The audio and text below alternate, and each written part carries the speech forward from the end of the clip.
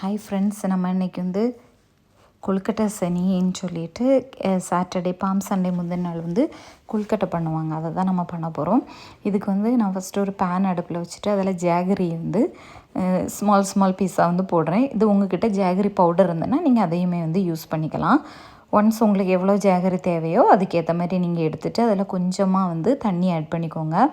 கொஞ்சமாக தண்ணி ஆட் பண்ணிவிட்டு நல்லா மிக்ஸ் பண்ணி அந்த ஜாகரி வந்து நல்லா மெல்ட் ஆகி வரணும். ஃபுல்லாக அந்த சின்ன சின்ன பீஸெல்லாம் இருக்கக்கூடாது. நல்லா மெல்ட் ஆகி வந்ததுக்கப்புறம் தேங்காய் கிரேட்டட் கோகோனட் வந்து ஆட் பண்ணும். அதில் ஆட் பண்ணி நல்லா மிக்ஸ் பண்ணுங்கள். இப்போ அது ரெடி ஆகிடுச்சு. இனி இதில் நம்ம வந்து கொஞ்சம் ஏலக்காய் தூள் வந்து பவுடராக வந்து ஆட் பண்ணோம். இது நல்ல வாசனையை கொடுக்கும். இனி வந்து நம்ம மாவு ரெடி பண்ணலாம். இதுக்கு வந்து நான் வந்து ரைஸ் ஃப்ளார் தான் எடுத்திருக்கேன். இடியாப்ப மாவு எடுத்துக்கலாம்.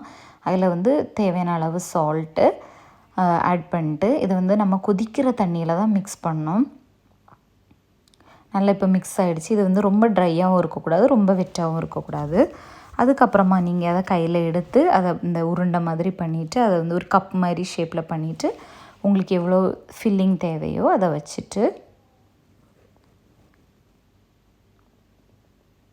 அதை வந்து நம்ம மெதுவாக வந்து அதை க்ளோஸ் பண்ணணும்.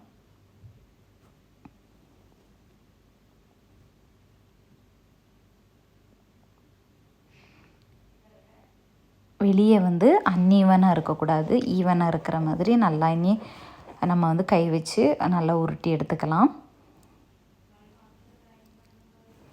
இனி வந்து இதுக்கு நான் வந்து ஒரு இட்லி பாத்திரத்தை வந்து அடுப்பில் வச்சுட்டு அதில் வந்து நல்லா கீழே தண்ணி ஊற்றிட்டு ஆவி வந்ததுக்கப்புறம் நம்ம ரெடி பண்ணி இருக்கிற கொழுக்கட்டை உருண்டையை வந்து அதில் வச்சு க்ளோஸ் பண்ணிவிட்டு 10 மினிட்ஸ் வேக வச்சு எடுத்தால் சுவையான கொழுக்கட்டை ரெடி.